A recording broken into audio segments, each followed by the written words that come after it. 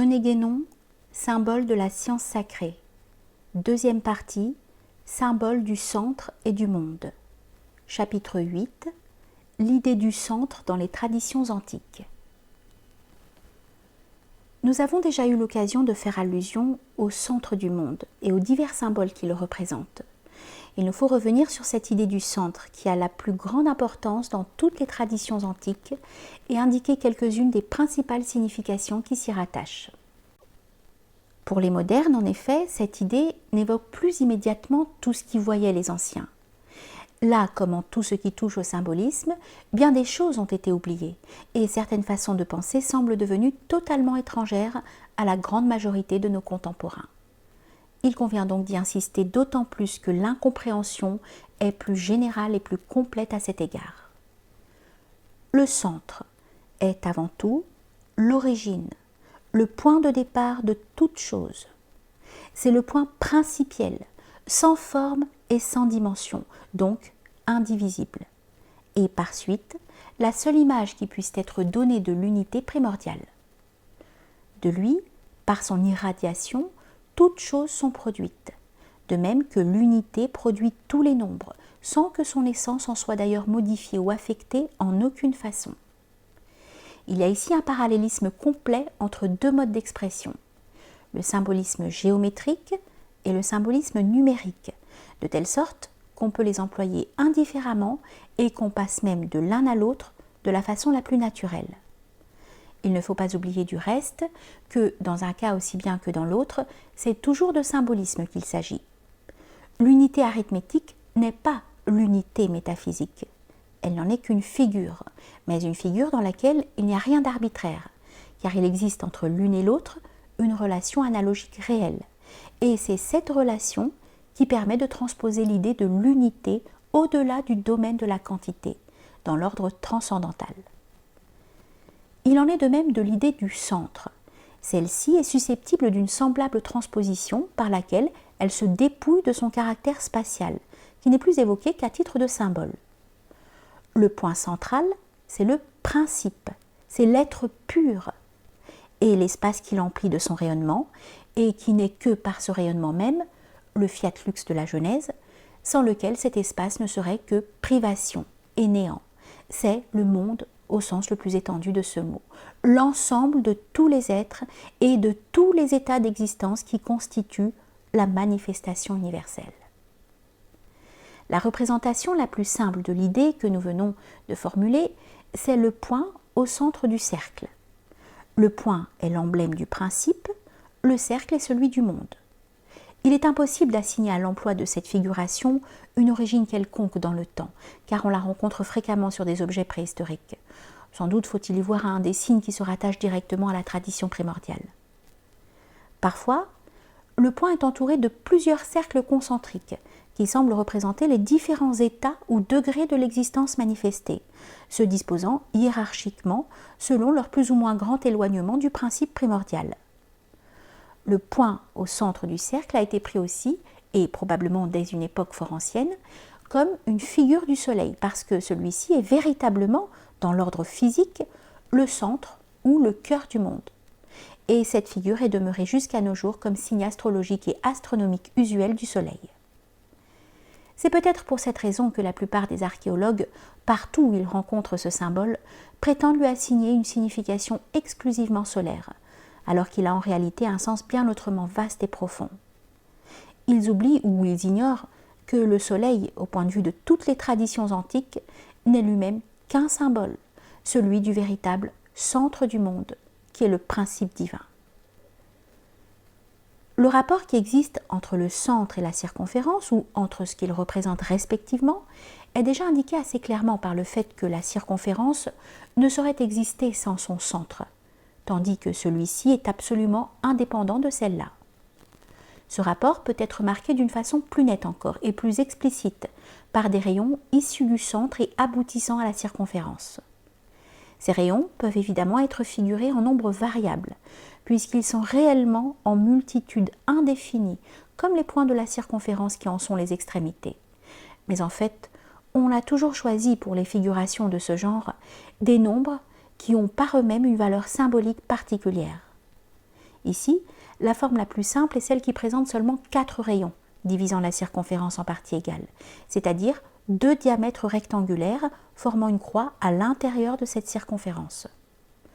Cette nouvelle figure a la même signification générale que la première, mais il s'y attache en outre certaines significations secondaires qui viennent la compléter.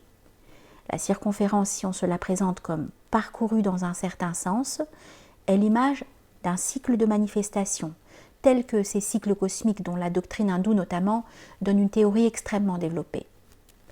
Les divisions déterminées sur la circonférence par les extrémités des branches de la croix correspondent alors aux différentes périodes ou phases en lesquelles se partage le cycle. Et une telle division peut être envisagée, pour ainsi dire, à des échelles diverses, suivant qu'il s'agira de cycles plus ou moins étendus. On aura ainsi par exemple, et pour nous en tenir au seul ordre de l'existence terrestre, les 4 moments principaux de la journée, les 4 phases de la lunaison, les 4 saisons de l'année, et aussi, suivant la conception que nous trouvons aussi bien dans les traditions de l'Inde et de l'Amérique centrale que dans celles de l'Antiquité gréco-latine, les 4 âges de l'humanité. Nous ne faisons ici qu'indiquer sommairement ces considérations, pour donner une idée d'ensemble de ce qu'exprime le symbole dont il s'agit. Elles sont d'ailleurs reliées plus directement à ce que nous aurons à dire par la suite. Parmi les figures qui comportent un plus grand nombre de rayons, nous devons mentionner spécialement les roues ou rouelles, qui ont le plus habituellement 6 ou 8. La rouelle celtique, qui s'est perpétuée à travers presque tout le Moyen-Âge, se présente sous l'une et l'autre de ces 2 formes. Ces mêmes figures, et surtout la seconde, se rencontrent très souvent dans les pays orientaux, notamment en Chaldée et en Assyrie, dans l'Inde où la roue est appelée chakra, et au Tibet. D'autre part, il y a une étroite parenté entre la roue à 6 rayons et le chrisme, qui n'en diffère en somme qu'en ce que la circonférence à laquelle appartiennent les extrémités des rayons n'y est pas tracée d'ordinaire. Or, la roue, au lieu d'être simplement un signe solaire, comme on l'enseigne communément à notre époque, est avant tout un symbole du monde, ce qu'on pourra comprendre sans difficulté. Dans le langage symbolique de l'Inde, on parle constamment de la roue des choses ou de la roue de la vie, ce qui correspond nettement à cette signification. Il est aussi question de la roue de la loi, expression que le bouddhisme a empruntée, comme bien d'autres, aux doctrines antérieures et qui, originairement tout au moins, se réfère surtout aux théories cycliques. Il faut encore ajouter que le zodiaque est représenté aussi sous la forme d'une roue, à 12 rayons naturellement, et que d'ailleurs, le nom qui lui est donné en sanskrit signifie littéralement « roue des signes ». On pourrait aussi le traduire par « roue des nombres », suivant le sens premier du mot « rashi » qui sert à désigner les signes du zodiaque. Il y a en outre une certaine connexion entre la roue et divers symboles floraux. Nous aurions même pu, pour certains cas tout au moins, parler d'une véritable équivalence. Si l'on considère une fleur symbolique telle que le lotus, le lys ou la rose, son épanouissement représente entre autres choses, car ce sont là des symboles à signification multiple, et par une similitude très compréhensible, le développement de la manifestation. Cet épanouissement est d'ailleurs un rayonnement autour du centre, car ici encore, il s'agit de figures centrées, et c'est ce qui justifie leur assimilation avec la roue. Dans la tradition hindoue, le monde est parfois représenté sous la forme d'un lotus au centre duquel s'élève le Meru, la montagne sacrée qui symbolise le pôle. Mais revenons aux significations du centre, car jusqu'ici, nous n'avons en somme exposé que la première de toutes, celle qui en fait l'image du principe. Nous allons en trouver une autre dans le fait que le centre est proprement le milieu, le point équidistant de tous les points de la circonférence, et qui partage tout diamètre en 2 parties égales. Dans ce qui précède, le centre était considéré en quelque sorte avant la circonférence, qui n'a de réalité que par son rayonnement. Maintenant, il est envisagé par rapport à la circonférence réalisée, c'est-à-dire qu'il s'agit de l'action du principe au sein de la création. Le milieu entre les extrêmes, représenté par des points opposés de la circonférence, c'est le lieu où les tendances contraires aboutissant à ces extrêmes se neutralisent, pour ainsi dire, et sont en parfait équilibre. Certaines écoles d'ésotérisme musulman, qui attribuent à la croix une valeur symbolique de la plus grande importance, appellent station divine, el-maqamulillah, le centre de cette croix.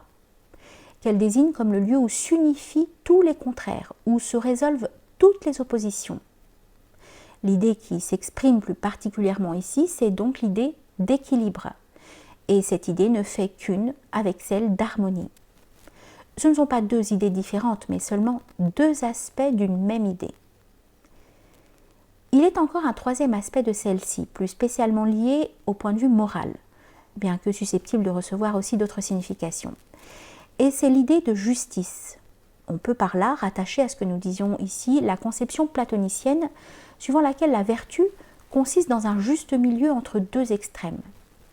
À un point de vue beaucoup plus universel, les traditions extrême-orientales parlent sans cesse de l'invariable milieu, qui est le point où se manifeste l'activité du ciel. Et suivant la doctrine hindoue, au centre de tout être, comme de tout état de l'existence cosmique, réside un reflet du principe suprême. L'équilibre lui-même, d'ailleurs, n'est à vrai dire que le reflet dans l'ordre de la manifestation, de l'immutabilité absolue du principe. Pour envisager les choses sous ce nouveau rapport, il faut regarder la circonférence comme étant en mouvement autour de son centre, qui seul ne participe pas à ce mouvement. Le nom même de la roue, rota, évoque immédiatement l'idée de rotation. Et cette rotation est la figure du changement continuel auquel sont soumises toutes choses manifestées. Dans un tel mouvement, il n'y a qu'un point unique qui demeure fixe et immuable, et ce point est le centre. Ceci nous ramène aux conceptions cycliques dont nous avons dit quelques mots précédemment. Le parcours d'un cycle quelconque ou la rotation de la circonférence est la succession soit sous le mode temporel, soit sous tout autre mode. La fixité du centre est l'image de l'éternité où toutes choses sont présentes en parfaite simultanéité. La circonférence ne peut tourner qu'autour d'un centre fixe. De même, le changement qui ne se suffit pas à lui-même suppose nécessairement un principe qui est en dehors du changement. C'est le moteur immobile d'Aristote, qui est encore représenté par le centre. Le principe immuable est donc en même temps, et par là même que tout ce qui existe, tout ce qui change ou se meut n'a de réalité que par lui et dépend totalement de lui. Il est, disons-nous, ce qui donne au mouvement son impulsion première, et aussi ce qui ensuite le gouverne et le dirige, ce qui lui donne sa loi, la conservation de l'ordre du monde n'étant en quelque sorte qu'un prolongement de l'acte créateur. Il est, suivant une expression hindoue, l'ordonnateur interne, antaryami, car il dirige toute chose de l'intérieur, résidant lui-même au point le plus intérieur de tous, qui est le centre. Au lieu de la rotation d'une circonférence autour de son centre, on peut aussi envisager celle d'une sphère autour d'un axe fixe. La signification symbolique en est exactement la même. C'est pourquoi les représentations de l'axe du monde sont si nombreuses et si importantes dans toutes les traditions anciennes. Et le sens général en est au fond le même que celui des figures du centre du monde, sauf peut-être en ce qu'elles évoquent plus directement le rôle du principe immuable à l'égard de la manifestation universelle que les autres rapports sous lesquels le centre peut être également considéré. Lorsque la sphère, terrestre ou céleste, accomplit sa révolution autour de son axe, il y a sur cette sphère deux points qui demeurent fixes. Ce sont les pôles, qui sont les extrémités de l'axe ou ses points de rencontre avec la surface de la sphère. Et c'est pourquoi l'idée du pôle est encore un équivalent de l'idée du centre. Le symbolisme qui se rapporte au pôle et qui revêt parfois des formes très complexes se retrouve aussi dans toutes les traditions, et il y tient même une place considérable. Si la plupart des savants modernes ne s'en sont pas aperçus, c'est là encore une preuve que la vraie compréhension des symboles leur fait entièrement défaut.